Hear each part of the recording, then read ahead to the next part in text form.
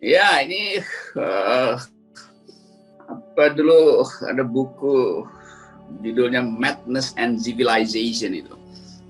Kalau nggak saya yang nulis itu Herbert Marcuse, itu orang Jerman yang berupaya untuk ya menggambarkan keadaan sebetulnya, dan di dalam upaya sebetulnya untuk membongkar keadaan itu tuh. Jadi kalau kita bongkar-bongkar UI itu, kita akan ketemu semacam basis kegilaan massal yang beroperasi diam-diam tanpa kita tahu. Tiba-tiba UI mungkin deal dengan Menteri BUMN, terus ya kita palsuin aja deh, atau kita selundupkan kepentingan Anda tuh di dalam perpres yang baru tuh.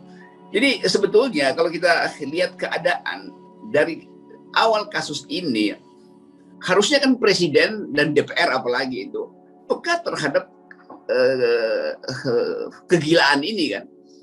Tapi kemudian orang diam aja tuh, tiba-tiba muncul perpres baru tuh. Jadi ini seperti apa istilahnya tuh, buruk muka cermin dibelah, itu masih mending tuh. Buruk muka cermin dibelah, maka dia nggak bisa bercermin lagi tuh. Ya. Tapi ini buruk muka cermin diganti, pasalnya diganti, ya mukanya tetap buruk. Walaupun cermin diganti, ya tetap buruk aja mukanya kan. Muka UI, muka rektor, muka Erick Thohir, muka Menteri Pendidikan, itu semuanya. Dan mak-mak rakyat, mahasiswa lihat itu, bahwa mereka hanya mengganti cerminnya tuh. Dia pikir kalau ganti cermin mukanya jadi bagus, tetap jadi makin buruk gitu. Karena ini adalah satu pengkhianatan terhadap fungsi universitas. Universitas didesain untuk sepenuh-penuhnya mengabdi pada pengetahuan, mengabdi pada keadilan, bukan mengabdi pada kekuasaan. Ini gila kan. Jadi negeri yang betul-betul mengalami frustrasi, dan kekonyolan paling gila adalah presiden mengiyakan membuat itu. Jadi dia nggak ngerti sebetulnya fungsi dari Universitas Indonesia. Ini soalnya tuh, presiden juga ikut di dalam kegilaan itu. Nah itu keadaan bagus itu. Kita bayangkan kok bisa ya orang semuanya diam itu. Ada Sri Mulyani, itu separuh kabinet adalah dari UI itu, dan nggak tahu mau ngapain itu. Jadi dia terhipnosis sebetulnya dengan kalau saya mau terangkan begini, ini menteri-menteri yang atau mereka jahat karena membiarkan ketidakmampuan presiden. Kan itu namanya orang jahat kan, memanfaatkan ketidakmampuan presiden, lalu mereka, oh ya bagus saja ada perpres, jadi teman kita selamat rektor ini. Itu dia jahat tuh. Ya, menjerumuskan menjerumuskan ya. Menjerumuskan. Ya. Atau bukan karena jahat, karena memang udah terlalu dungu sehingga nggak mampu melihat ketidakmampuan presiden. Kan dungu kan menteri-menteri UI ini kan.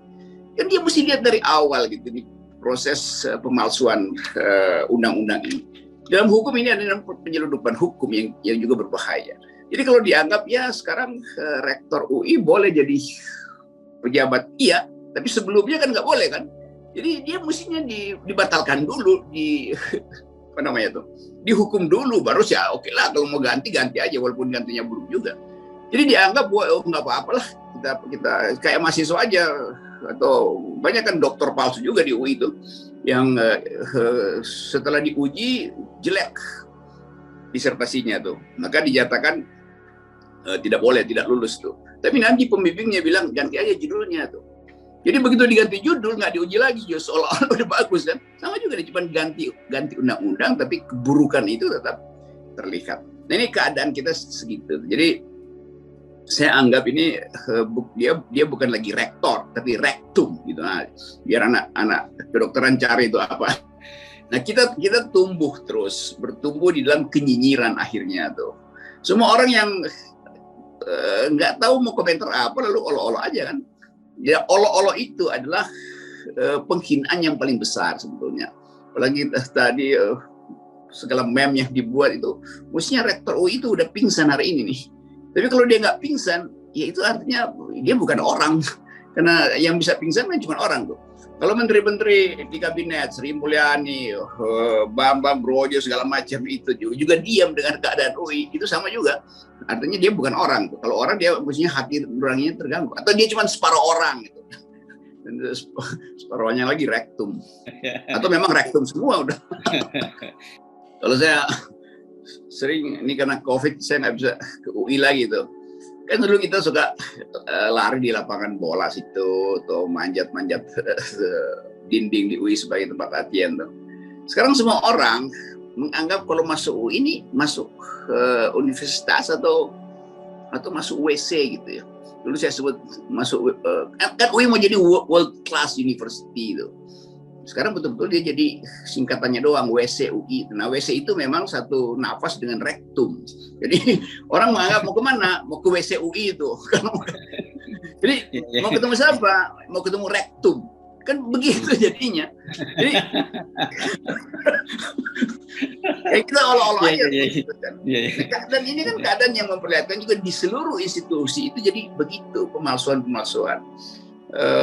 Ya kesalahan itu bisa diubah hanya dengan mengubah satu pasal, lalu prinsip berlaku surut tadi itu. Jadi keadaan sebetulnya dari segi intelektual UI yang ada fakultas hukum ini mestinya seluruh mahasiswa fakultas hukum juga ngamuk nih. Itu kan namanya menghina tata tertib hukum kan. Seluruh mahasiswa fakultas ilmu dan budaya itu harusnya berhenti aja sekolah karena UI udah nggak berbudaya, ilmunya nggak ada, budayanya nggak ada.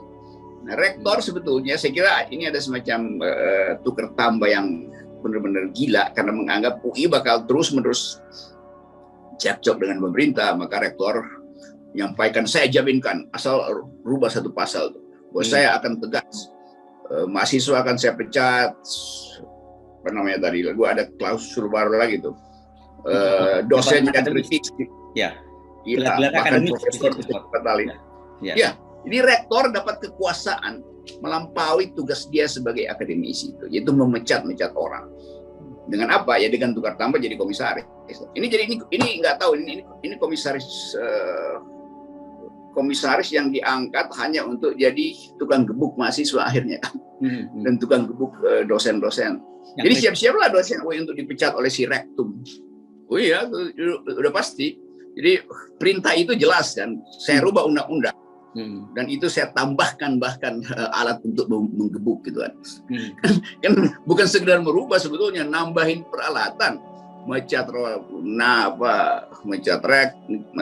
dosen, berhentikan mahasiswa, bahkan guru besar bisa dibatalkan hanya oleh satu surat yang disebut statuta UI itu. Padahal kalau kita mau pakai etika tuh, ya statuta UI dibuat oleh akademisi itu, oleh kalangan kampus UI itu. Ini tiba-tiba statuta diputuskan di istana kan. Urusan apa istana dengan UI itu kan? Kegilaan yang madness and civilization.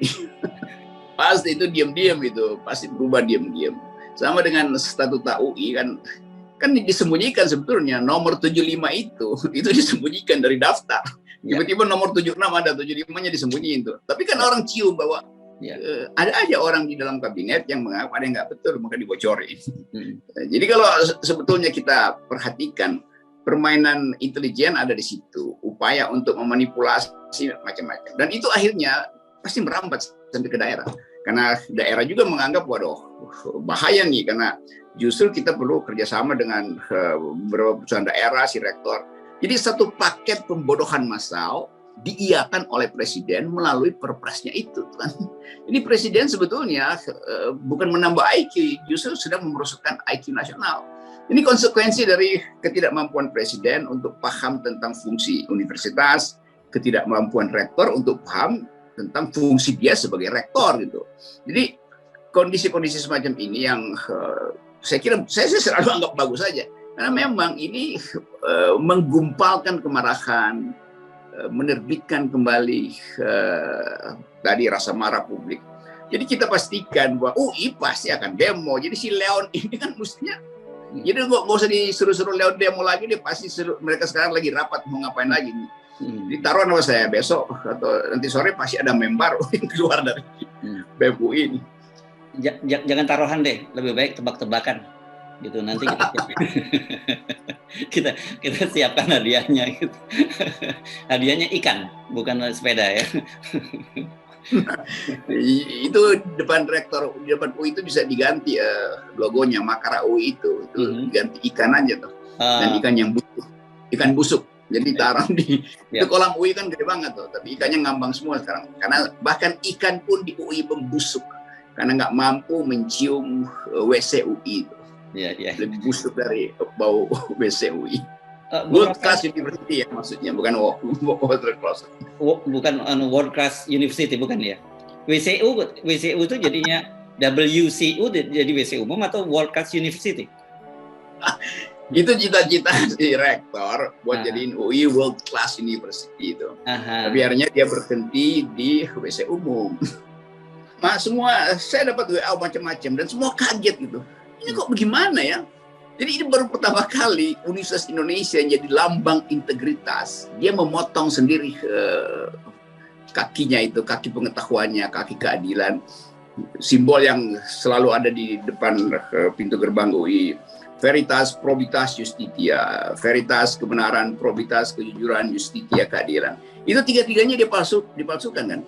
Jadi satu UI yang mungkin 2 hari ini saling bingung aja. Ini apa yang terjadi?